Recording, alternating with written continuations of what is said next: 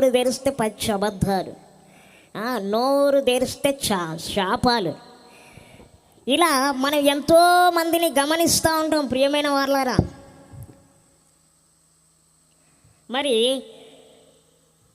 యవనస్తులే అనే కాదు, మనమందరం క్రైస్తవులుగా అనబడుతున్న మనమందరం కూడా పడిపోకుండా ఉండాలి అంటే మనం ఏం చేయాలమ్మా?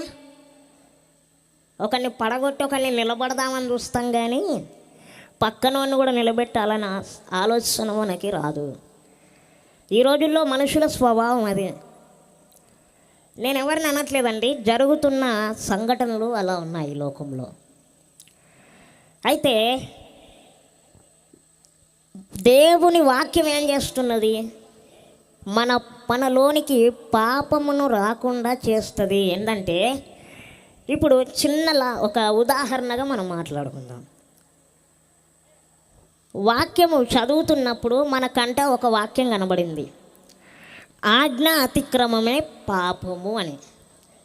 మనం బైబిల్ చదువుతున్నాం అనుకుందాం, వాడు చదువుకుంటూ వెళ్ళిపోతూనే ఉంటాడు, అవునా కదా? అయితే కొంచెం మంచి వాక్య జ్ఞానము కలిగిన వాడు ఏం చేస్తాడంటే ఆ వాక్యం చదువుతాడు పర్టిక్యులర్గా. చదివి ఏం చేస్తాడు అంటే, వామ్మో దేవుడు నాతో ఈ వాక్యాన్ని మాట్లాడాడు నాతో, సో నేను ఆజ్ఞను అతిక్రమించకూడదు. ఒకవేళ ఆజ్ఞను అతిక్రమిస్తే పాపము. కీర్తనలో ఉంటుంది కదా, మొదటి కీర్తనలో, తీయొద్దు దయచేసి, ఏమంటాడు?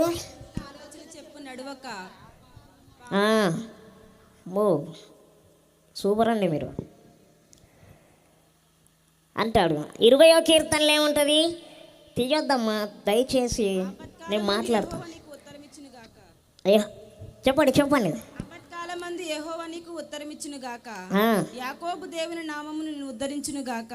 పరిశుద్ధ నీ కోరికను సిద్ధింపజేసి నీ ఆలోచన యావత్తును సఫలపరుస్తాడు. యెహోవా ధర్మశాస్త్రమునందు దివారాత్రములు ధ్యానించువారు ధన్యులు. ఈ వాక్యం సరిపోదా? ఇప్పుడు వాక్యము ఏమంటుంది?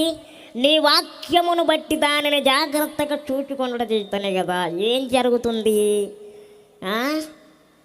మన నడకలు శుద్ధి కావాలంటే ఆయన వాక్యమును మనం చదవాలి. అదే ఇప్పుడు ఇందాక మనం చెప్పుకున్న మాట, యెహోవా ధర్మశాస్త్రమును దివారాత్రములు ధ్యానించువాడు ధన్యుడు. ఎవరు ధన్యులు?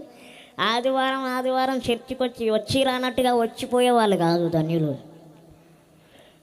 దివారాత్రములు ఆయన ధర్మశాస్త్రమును ధ్యానించువారు ధన్యులు కదండి. మరి ఈరోజు ఎంతమంది వాక్యాన్ని చదివి వారి నడకల్ని సరి చేసుకోగలుగుతున్నారా? మీకు ఆ విషయం తెలుసా? నేను ఒక వాక్యంతో సరెండర్ అయిపోయా దేవునికి. నాకు ఎవరు చెప్పలా, ఒకటే వాక్యం దైవజనులు మాట్లాడుతూ ఉంటే సరెండర్ అయిపోయాను, అంత వాక్యానికి సరెండర్ అయిపోయా.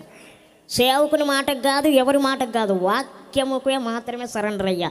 ఎందుకంటే యోహాను సువార్తలు అంటాడుగా, వాక్యమే దేవుడై ఉండెను. ప్రైజ్ ది లార్డ్ కదా, వాక్యమే దేవుడై ఉన్నాడు కనుక వాక్యానికి సరెండర్ అయిపోయా. హల్లెలూయా. కాబట్టి ప్రియమైన వారలారా, ఆ వాక్యం ఏం చేస్తుందంటే మనల్ని శుద్ధి చేస్తుంది. అది నేను చెప్పట్లా, బైబిల్ చెప్తా ఉంది. యవనస్తులు దేని చేత తమ నడతను శుద్ధిపరచుకొందురు అంటే నీ వాక్యమును బట్టే కదా. అవును, ఆయన వాక్యమును బట్టే మన నడకల్ని, మన ఆలోచనలని, సమస్తాన్ని మనము శుద్ధి చేసుకుంటాం, సరి చేసుకుంటాం. కొంచెం వాక్య జ్ఞానం ఉన్నవాడు ఏదైనా తప్పు చేయాలంటే 1కి 100 సార్లు ఆలోచిస్తాడు. ఏదో ఆదివారం చుట్టం చూపుగా చర్చికి వచ్చేవాడు ఏం చేస్తాడంటే ప్రొసీడ్ అయిపోతాడు, తప్పులోకి పాపములోకి వెళ్ళిపోతాడు. ఇంకా వాడిని ఎవ్వడాపి ఆగడు. ఇంకా మీకు నా స్నేహితుని గురించి చెప్తా వినండి. మా ఫ్రెండ్ అండి తబలా కొడతాడు, చర్చిలో తబలా కొడతాడు. వాడంత భక్తిపరుడు ఎవ్వరు లేరు నాయన. చర్చిలో వాడికి పాస్టర్ గారు పెట్టిన పేరు ఏంటంటే దావీదు అని ఎందుకు పెట్టాడంటే వాయిద్యాలు వాయిస్తాడు కనుక. కానీ మనోడు దావీదులాగా లేడు, గొలియాదులాగా ఉన్నాడు. తెలియదు ఆ విషయం ఆయనకి. అయితే ఆ దావీదు ఏం చేసేవాడంటే చర్చి టైంలో ఇలా యాదకష్ట వాళ్ళు బయటికి వెళ్ళారుగా, అలాగే బయటికి వెళ్ళేవాడు వాక్యం టైంలో. ఒకరోజు నేను బయటికి బాత్రూమ్ వెళ్దామని బయటికి వెళ్ళి చూస్తే మనోడు మంచి కార్యక్రమం చేపట్టాడు. అక్కడ ఏం చేపట్టాడంటే సిగరెట్లు కాలుస్తా ఉన్నాడు. ఎంత గొప్ప భక్తిపరుడు! చర్చి లోపలేమో భక్తి, బయటికి వస్తేనేమో రక్తి. అగో ఇలా ఉందండి యవనస్తుల జీవితాలు ఈ రోజుల్లో అలా ఉన్నాయి. వాడు చూస్తే మళ్ళీ సేవకుడు ఎట్లా మెచ్చుకుంటాడో తెలుసా అండి. ఆ సేవకునికి పాపం తెలియదు. ఇప్పుడు నేను చెప్పిన ఆయన నమ్మడు, నన్నే అంటాడు కదా. అందుకే ప్రభా నువ్వే మార్చు అని చెప్పి వదిలేసి వచ్చాం. కానీ మా ఫ్రెండ్స్ ఏం చేశారంటే, చర్చిలో ఉండే యవనస్తులు ఏం చేసేవాళ్ళు అంటే, ఏదో విధంగా వీళ్ళు ఇరికియాలరా, వీడు బాగా గొప్ప పేరుకు పోతున్నాడు రా, ఇగో ఇదే ఫ్రెండ్స్ లోపల ఉండే కుళ్ళు. మనకి ఎందుకయ్యా, కుళ్ళిపోయి నువ్వే వస్తావు తప్ప అవతలోడి సావుడు. అర్థమైందా? కాబట్టి అట్లా చెప్పాలనుకొని పాస్టర్ గారు ఏమన్నారు, రే వాడు ఇంత చక్కగా తబలా కొడతాడు, మీరేంట్రా వానబేన పడి ఏడుస్తారేంట్రా అని తిరిగి వీళ్ళనే అన్నాడు ఆయన. నేను అన్నా సరిపోయిందా, వద్దన్నా, వింటే బాగుండు, పేరు దక్కేది, ఊరు దక్కేది. పోయి పేరు పోగొట్టుకున్నారు, ఊరు పోగొట్టుకున్నారు. ఎందుకు నాయన ఇదంతా? ఇది నేను సేవలోకి రాకముందు విషయం అని. అలా అయితే ఒకనాడు దైవజనుడే బయటికి వెళ్ళి చూస్తే, అనుకోకుండా బయటికి వెళ్ళి చూస్తే మనోడి భాగవతం అంతా కనపడింది పాస్టర్ గారికి. అనుకున్నాడు నేను పాస్టర్ దృష్టిలో చాలా గొప్ప అని కాలర్ ఎగిరిస్తూ ఉండేవాడు. నేను అనుకున్న మనసులో, ఎగిరి ఎంతవరకు ఎగిరేస్తావు, ఎగిరి. నీ బ్రతుకు బయట పెట్టేవాడు ఒకడు ఉన్నాడు, బయట నీ బ్రతుకు బయట పెట్టేవాడు ఉన్నాడు, చూసేవాడు ఉన్నాడు. మేము చెప్పినా నమ్మడు, మేము చెప్పాం. అలా చెప్తే అది. అయితే ఆ యవనస్తుడు అలా చేస్తున్న సంగతి ఒకానొక టైంలో ఏం జరిగింది, పాస్టర్ గారి కళ్ళతో పాస్టర్ గారే చూశారు. దేవుడు రహస్యాన్ని ఎక్కువ రోజులు ఉంచడు. మనం అనుకుంటాం నేను తప్పు చేస్తున్నా, నేను పాపం చేస్తున్నా, ఎవ్వరికి తెలీదు. మా నాన్నకి తెలియదు, మా అమ్మకి తెలియదు, నా తోడబుట్టిన వారికి తెలియదు, నా తోటి వారికి. ఇక దేవుడు అంటావా, దిగొచ్చి అని చెప్తాడా నా గురించి? ఇక ఇదే మైండ్ సెట్ ప్రతి ఒక్క యవనస్తుల్లో. జాగ్రత్త. ప్రతి ఒక్క యవనస్తుల ఆలోచన ఇదే. దేవుడేం దిగొచ్చి చెప్తాడా, ఏమైనా చేస్తాడా? ఆయన ప్రేమాస్వరూపి కదా, ఆయన ఏం చేస్తాడు అనుకొని దేవునితో ఆటలాడుతున్నారు. ఈరోజు ఏం చేస్తున్నారు, దేవునితో ఆటలాడుతున్నారు. ఆడండి, ఎంతవరకు ఆడతారు ఆడండి. స్టార్ట్ అయింది, మన ఆట అయిపోయింది, ఇప్పుడు ఆయన ఆట మొదలైంది. ఆ సంగతి ఎవరికి తెలియదు. ఆయన ఆట ఆల్రెడీ స్టార్ట్ అయింది యెరూషలేములో. కొంచెం అటు ఇటు అయింది అనుకోండి, మనం కూడా తగలబడిపోతాం. మరి ఎంతమంది ప్రార్థన చేస్తున్నారు, దేశాలు తగలబడుతూ ఉన్నాయి, కాపాడండి అని ఎంతమంది ప్రార్థన చేస్తున్నారు. కీర్తనల గ్రంథంలో ఉంటుంది కదా, యెరూషలేము క్షేమం కొరకు ప్రార్థన చేయండి అని. అబ్బే రాదు, మనకి ఎంతసేపు ఉన్నాయి, నేను బాగుండాలి, మన అమ్మ బాగుండాలి, మా నాన్న బాగుండాలి, నా కుటుంబం బాగుండాలి, ఇవే ఆలోచన. సంఘ సరిహద్దుల కోసం ఎవరు ప్రార్థన చేయాలి, సంఘ విశాలత కోసం ఎవరు ప్రార్థన చేయాలి, ఆ సంఘ క్షేమం కోసం ఎవరు ప్రార్థన చేయాలి, సేవకుని క్షేమం కోసం ఎవరు ప్రార్థన చేయాలి, సంఘ విశ్వాసుల కోసం ఎవరు ప్రార్థన చేయాలి. నీ మీద లేదా భారం? యవనస్తుని మీద భారం ఉన్నది, బలమైన భారం ఉన్నది. అది నువ్వు నెరవేర్చుకోవాలి ఏ టైంకైనా. కాబట్టి నువ్వు ఎప్పుడు నెరవేర్చుకుంటావు అంటే ఆయన వాక్యాన్ని చదివినప్పుడు నువ్వు చేయగలుగుతావు. ఒకసారి 11వ వచనం చదవమ్మా. ఇదే 119వ కీర్తన. చేయకుండానట్లు నా హృదయంలో నీ వాక్యము ఉంచుకొని ఉన్నాను. చాలమ్మా. చూడండి, నీ ఎదుట నేను పాపము చేయకుండానట్లు నా హృదయములో నేను వాక్యమును ఉంచుకొని ఉన్నాను. ఇప్పుడు చెప్తా, ఒక యవనస్తుడు పడిపోకుండా ఉండాలంటే మొదటిగా ఏం చేయాలండి? వాక్యమును బట్టి శుద్ధి చేసుకోవాలి. రెండో విషయం ఏంటంటే, మనము పాపము చేయకుండా ఉండాలంటే మన హృదయంలో ఏముండాలంట? అయిపోయిందా ఇక? ఆయన వాక్యము మన హృదయములో ఉండాలంట. ఎంతమందికి ఆయన వాక్యం హృదయం ఉంది? ఏమన్నా అంటే మాకు తెలుసులేండి, మహోన్నతుని సాటున నివసించువాడే అని చెప్తారు అందరు. అది అందరికీ తెలుసు. ఎల్కేజీ పిల్లోని అడిగిన ఇద్దరు లేపి అడిగినాడు చెప్తాడు. అంత నోటెడ్ అయిపోయింది వాక్యం. యెహోవా నా కాపరి నాకు లేమి కలగదు అంటాడు ఎవడైనా మన అంటే. ఒకరోజు ఒక పాస్టర్ గారిని పిలిచి వాక్యం చెప్పరు బాబు అంటే, ఒక ఆదివారం వచ్చాడు, యెహోవా నా కాపరి అని చెప్పాడు, మంచిది. ఇంకో ఆదివారం వాక్యం చెప్పు పాస్టర్ గారు అని అంటే యెహోవా నా కాపరి అంటాడు. సరే 3వ వారం అన్న మారుస్తాడేమో రూట్ అనుకున్నా. 3వ వారం వచ్చి కూడా అదే పాట పాడతాడు, మళ్ళీ యెహోవా నా కాపరి అంటాడు. అవి అలా ఉందండి మన వాక్య జ్ఞానం, అలా ఉంది. అందుకే ఇప్పుడు సరి నీవు నీ హృదయాన్ని, నీ ఆలోచనలని, నీ నడకని దేవుని వాక్యం చేత సరి చేయి. ఇప్పుడు ఒకటే వాక్యం పాడిందే పాటగా పాడుతున్నాడంటే కారణం ఏంటంటే ఆ ఒక్కడు అదే ఒకటే వాక్యాన్ని చదువుతున్నాడని అర్థం. నువ్వు బైబిల్ మొత్తం తిరిగేస్తేనే కదా నీకు వాక్యం వచ్చేది. నీకు వాక్యం అర్థం కావాలంటే బైబిల్ మొత్తం తిరిగేస్తేనే కదా నీకు వాక్యం తెలిసేది. ఈ రోజులు అనేకులు క్రైస్తవులు కూడా త్రోవ తప్పిపోతున్నారు, పడిపోతున్నారు, చెడిపోతున్నారు. కారణం ఏంటంటే వాక్యము ధ్యానించే అనుభవాలు చాలామంది లోపల లేవు. ఇదొక యవనస్తుల కోసమే కాదండి వాక్యం, ఇక్కడ కూడి ఉన్న నాకు మీ అందరికీ వర్తించే వాక్యం. హల్లెలూయా. నేను చెప్పేది అర్థమవుతుందండి? వాక్యం మీకు అర్థమవుతుందా లేకుంటే వ్యర్థమవుతుందా? అర్థమవుతుందిగా. అర్థమైతేనే చెప్తా, లేకుంటే మీరు వినకపోతే నేను చెప్పి నా నోరంతా నొప్పి రాస్తుంది ఇంకా. అందుకే జాగ్రత్తగా వినాలి ఆయన మాటల్ని. మనం జాగ్రత్త, ఎవరు పాల్దేవ గారి మాటల కాదు, దేవుని మాటలు జాగ్రత్తగా వినాలంట మనం. మరి ఎంతమంది వింటా ఉన్నారు? మత్తయి సువార్త తీయండి.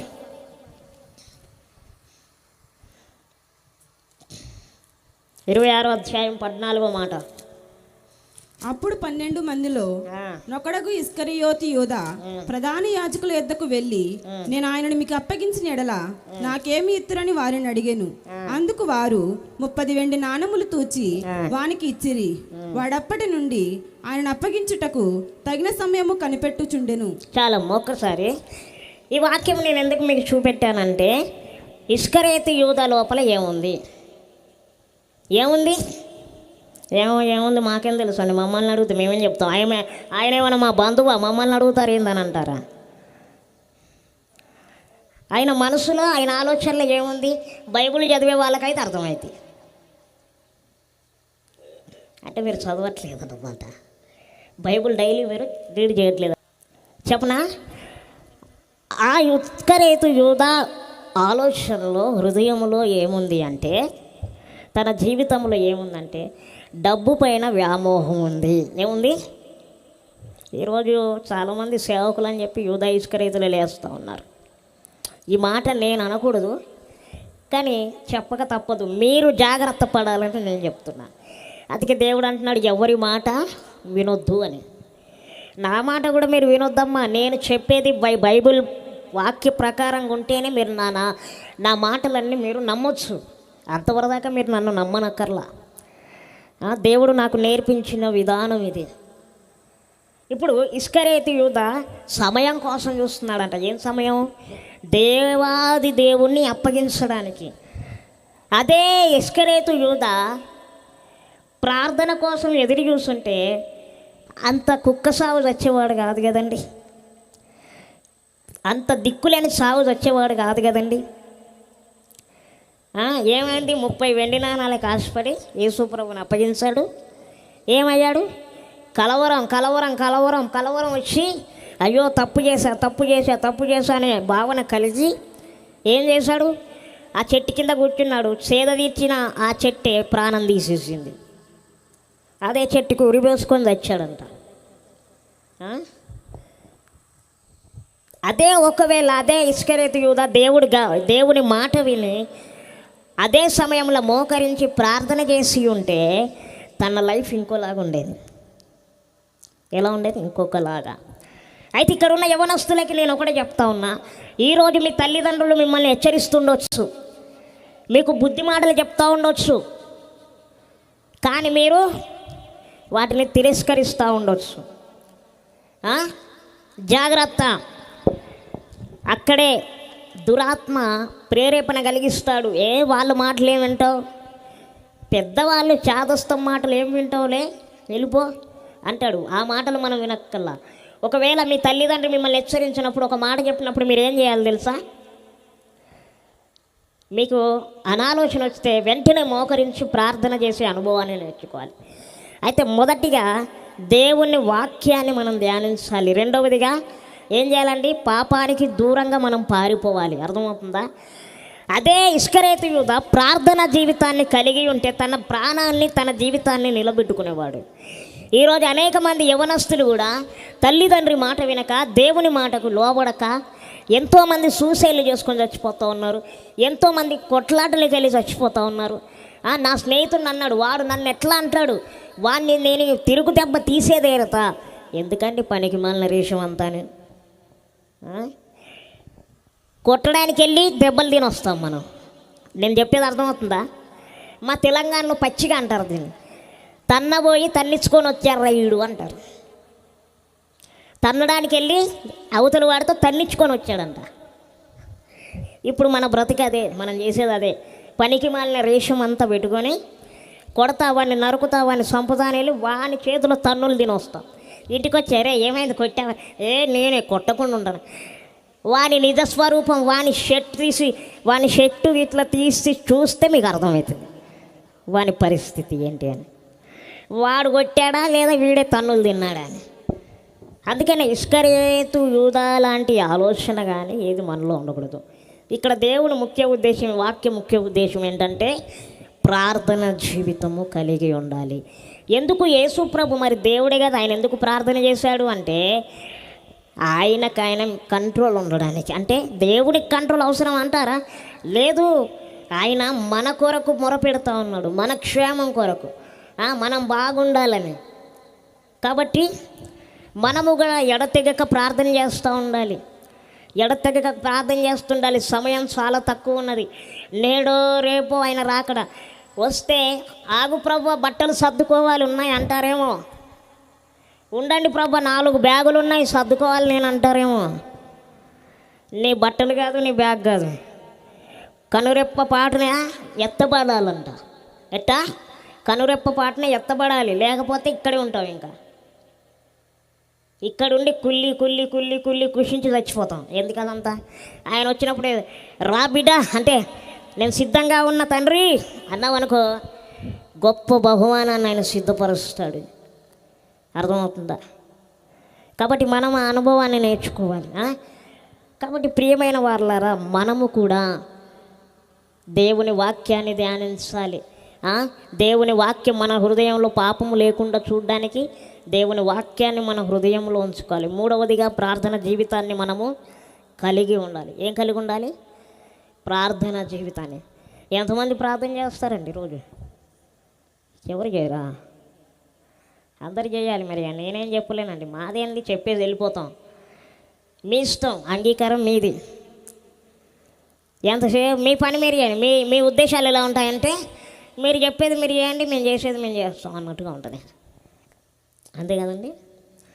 కాబట్టి ప్రియమైన వాళ్ళ అలాంటి అనుభవాలు వద్దు. తీద్దామా? 2వ తిమోతి ఒకసారి తీయండి. ఇంకా దేవుడు మనతో ఏం మాట్లాడతాడో చూద్దాం. 195వ పేజీ.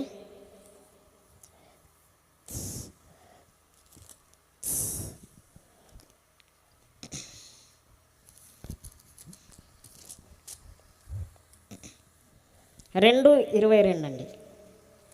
నీవు యవనించు నుండి పారిపోము, పవిత్ర హృదయులై ప్రభువునకు ప్రార్థన చేయవారితో కూడా నీతిని, విశ్వాసమును, ప్రేమను, సమాధానమును వెంటాడము.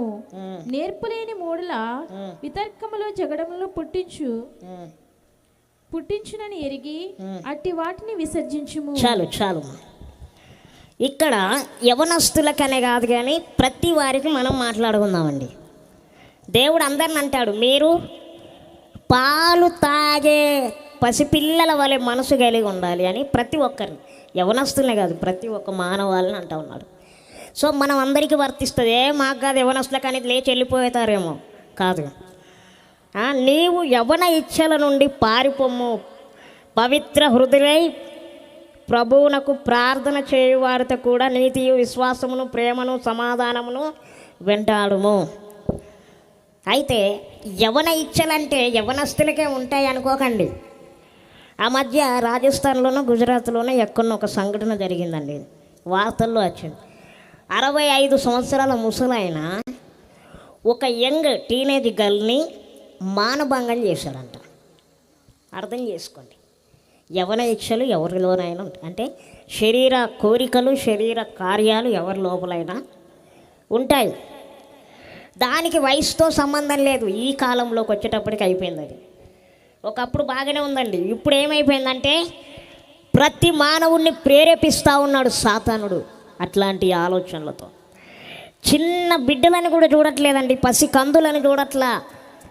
ఎంత క్రూరంగా మృగాలుగా ప్రవర్తిస్తున్నారో ప్రతిరోజు వార్తలలో చూస్తూ ఉన్నాం మనం. సో ప్రభు చెప్తా ఉన్నాడు, నీవు యవన ఇచ్చల నుండి పారిపోము, పవిత్ర హృదయములై ప్రభువునకు ప్రార్థన చేయు వారితో కూడా నీతిని, విశ్వాసమును, ప్రేమను, సమాధానమును వెంటాడము. ఇప్పుడు చెప్పండి, ఎవరితో మనం సహవాసం కలిగి ఉండాలి?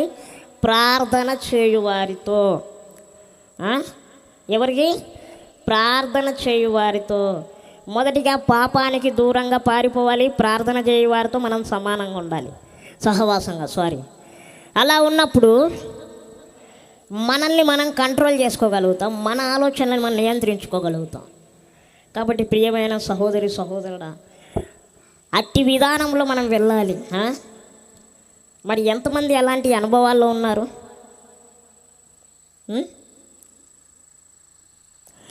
హెబ్రీ పత్రిక తీయండి ఒకసారి చూద్దాం.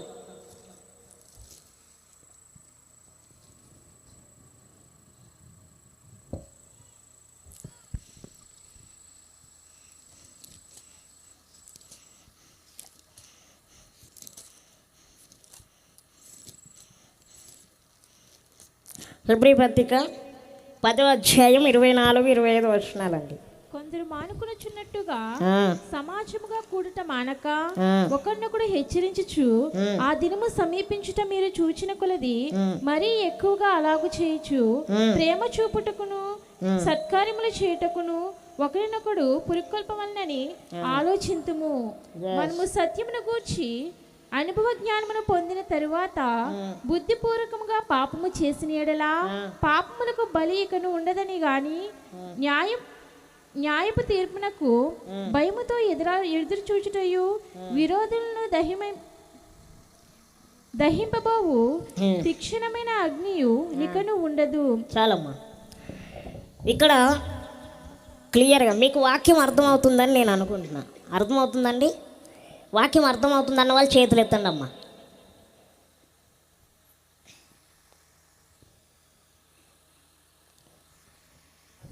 ఓకే. కొందరు మానుకొనుచున్న సమాజముగా కూడుట మానక ఒకరినొకరు హెచ్చరించుచు ఆ దినము సమీపించుట మీరు చూచిన కొలది మరీ ఎక్కువగా అలాగూ చేయుచు ప్రేమ చూపుటకును సత్కార్యములు చేయుటకును ఒకరినొకడు ఏం చేయాలంట? పురికొనుకోవాలంట. అంటే ఎలా? నేను చెప్తానేనండి. అమ్మ సహోదరి రామ్మ ప్రార్థన చేసుకుందాం రా, సహవాసంగా ఉందా? ఇది పురికొల్పడం అంటే దొరికిన రాయితో కొట్టే రమ్ము ఏం లేదు, హాస్పిటల్లో పడతాడు పోయి. అర్థం కాని భాషలు ఏం చేస్తారంటే కొంతమంది, ఒకరినొకరు మీరు బలపరచుకోండి, ఒకరినొకరు ధైర్యపరచుకోండి, ఒకరినొకరు పురికొల్పుకోండి అని ఇలాగే వాక్యం చెప్తా ఉంటే పురికొల్పడం ఏంటి అని అర్థం కాని ఒకడు ఏం చేస్తాడంటే చేతికి దొరికిన రాయితో కొట్టాడు. ఏం చెప్పాలమ్మా? అదంతా నా మీదకి వచ్చిన తలనొప్పి. అన్నా నువ్వు చెప్పావన్నా రాయితో కొట్టాడు అన్న అంటాడు. నేను అన్నాను రాయితో కొట్టమని నిన్ను? ఇంకొకడు అంటాడు వచ్చి మెలకువగా ఉండి ప్రార్థన చేయని ఇంకో దగ్గర ప్రసంగిస్తే వీడు పని పాట మానేసి రాత్రి అంతా నిద్రపోకుండా ప్రార్థన చేశాడంట. పొద్దున లేచి చూస్తే సచ్చిన శివంలాగా పడి ఉన్నాడు. ఏమైంది రైడికి ఉన్నాడు పోయాడంటే లేపితే లేవట్లే, నోట నుండి అంటాడు, మాట రాట్లా. ఏమైంది? కొన్ని నీళ్ళు తాగిచ్చి కొంచెం అదేంటే దాన్ని ఏమంటారు, అన్నం గంజి ఉంటుంది కానీ గంజి తాగిచ్చి లేపి అంతే.